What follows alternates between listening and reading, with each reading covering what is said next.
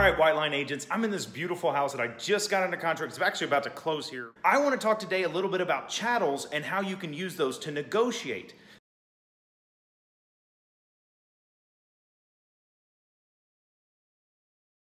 What stays with the house, what goes when you move, that is what is called conveying. If it stays here at the house, it conveys with the property. It goes to the new owner.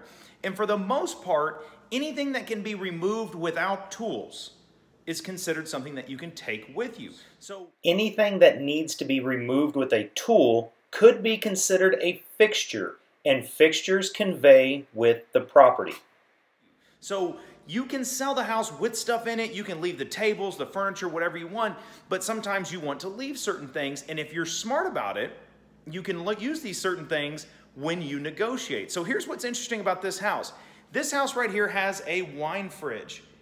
And technically that is not convey because all you have to do is unplug it. So just like your refrigerator wouldn't convey because you can unplug it and take it with you to the new house. And so this one doesn't either. So one of the things I really want to impress upon you is make sure that you are listening.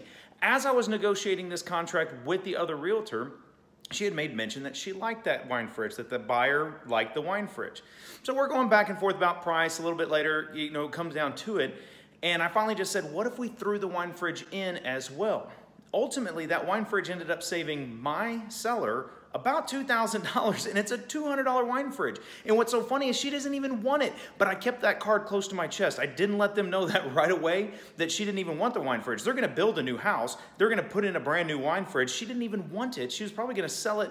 Make sure you're listening when you're talking to the other people, and don't always put in there that everything conveys unless that is gonna be a big selling point, because you might be able to use that to negotiate later. So what I wanna do next is I wanna talk about how do you put this in the contract so everybody really understands what comes with the property. So let's take a look at the non-realty addendum. This is the non-realty items addendums. This is for chattel that is going to convey with the property. So this was actually put together by the other realtor. I didn't put this together because I would have done this a little bit differently, but it's okay. We understand the point here.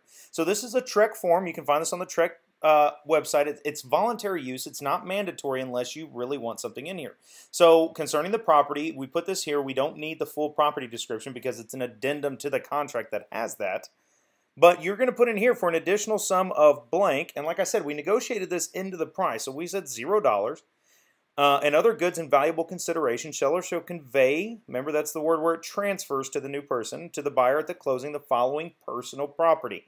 Chattels is considered personal property. Specify each item carefully in the description, model number, serial number. So that's where I think she messed up.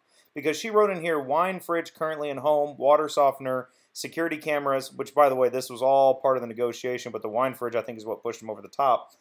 And the security TVs currently in the home.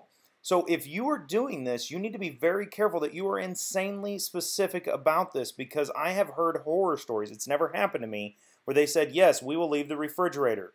And they will take the $2,000 refrigerator and go put a $200 refrigerator in its place. So what you're going to want to do is you're going to want to do exactly what it says here. Model number, serial number, location. So I would have said wine fridge, whatever, whoever makes it, Kenmore, secure or serial number, whatever. I would have put in there security cameras manufactured by, located in these positions. You need to make sure that you're very, very, very clear on what you're expecting here, because I've heard of people getting burned, and you do not want to have to explain to your buyer why they're getting a $200 fridge and not a $2,000 fridge. So make sure that's very clear when you figure that out.